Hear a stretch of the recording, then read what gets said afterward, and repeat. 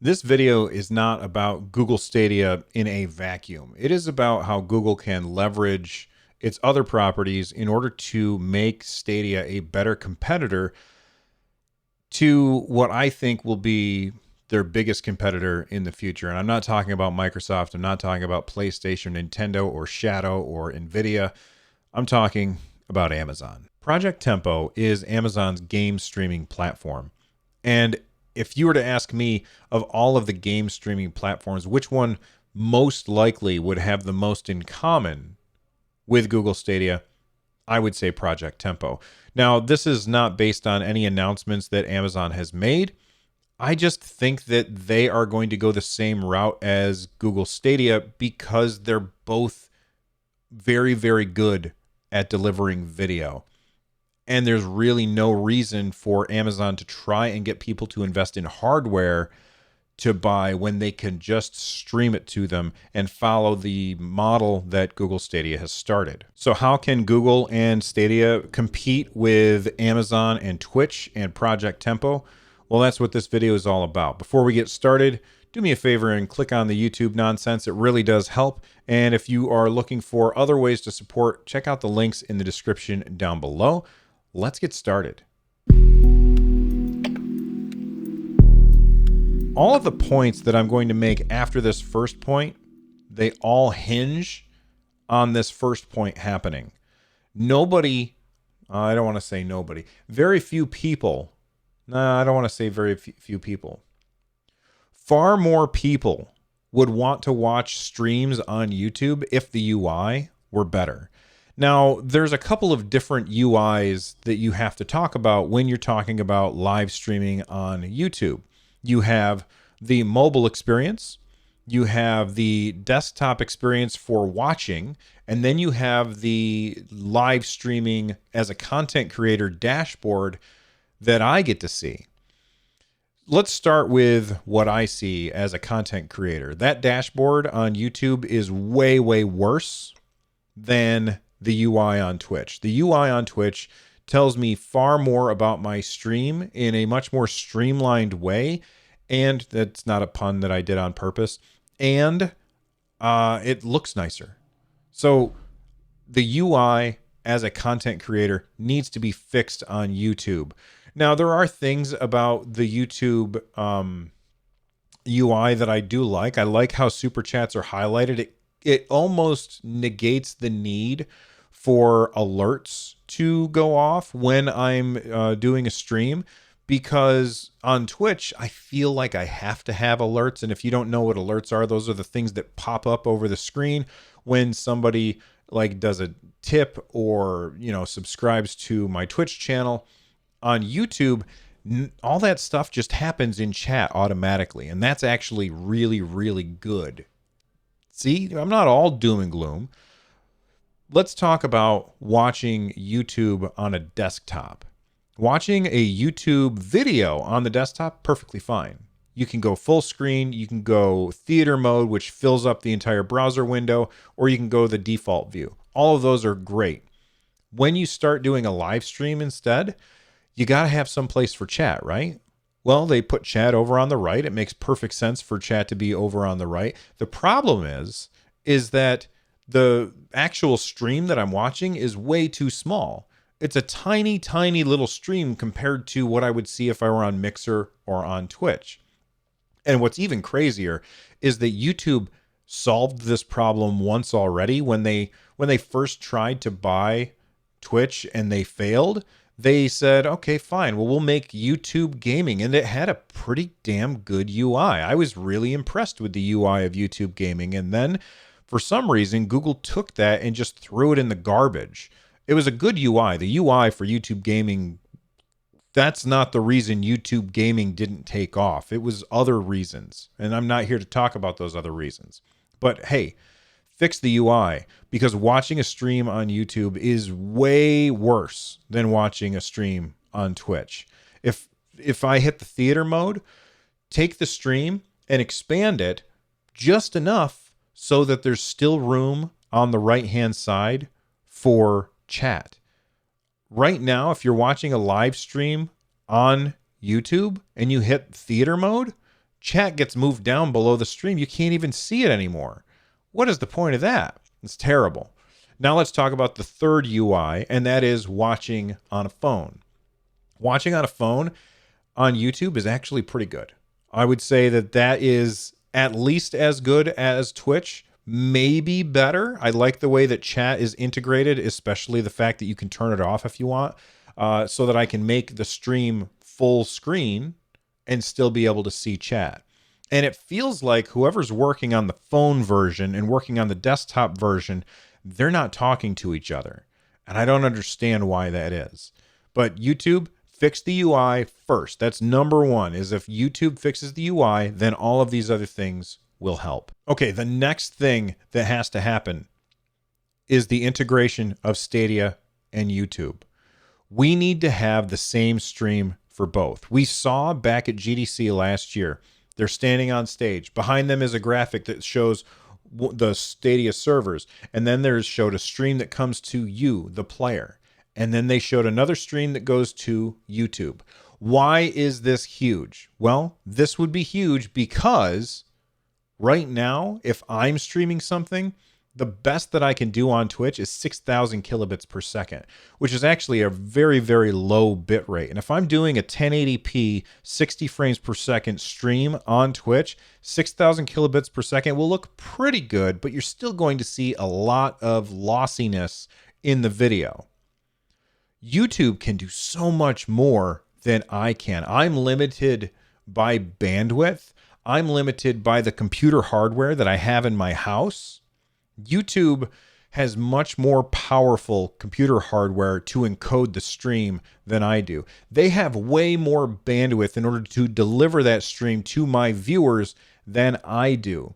So them being able to send we'll just pretend that 4K 60 is in every single thing.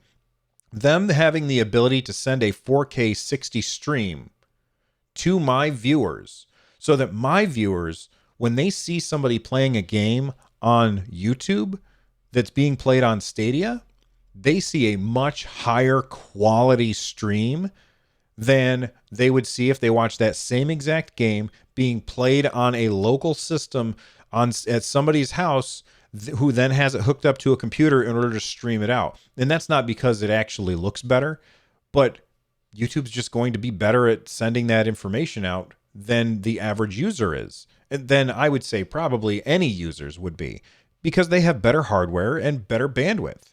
So that integration between YouTube and Stadia needs to happen as soon as possible. This would make it so much easier for so many people to become streamers. And I have to say, streaming is incredibly fun. And I know that there's a lot of people that would love to be able to take it up as a hobby, but they can't, because the expense of building the right computer and having the right internet is just far too expensive. Right now, I have to pay for internet that I don't ever use for download speed just to get enough upload speed to be a streamer. That would never need to happen if Stadia and YouTube were tightly integrated that way. Now, taking my stream and sending it to people to watch on YouTube, that's pretty good, but it's not good enough. The next thing that has to happen is they have to give me a way to integrate my camera and microphone directly into the stream. We have already kind of seen how this could work. If you've played The Division 2, it has Stream Connect, where it takes the view of the people who you're in a group with, and it puts their screen right on top of your screen so you can see what they see. And you could do exactly the same thing with my microphone.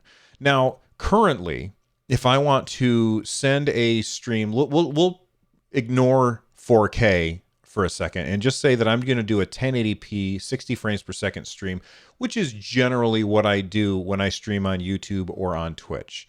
I usually go with 6,000 kilobits per second, and that gives me an okay quality video stream. It's certainly not going to look as good as it would if I were streaming at the 4K resolution that could come from YouTube, but I'm not sending the game.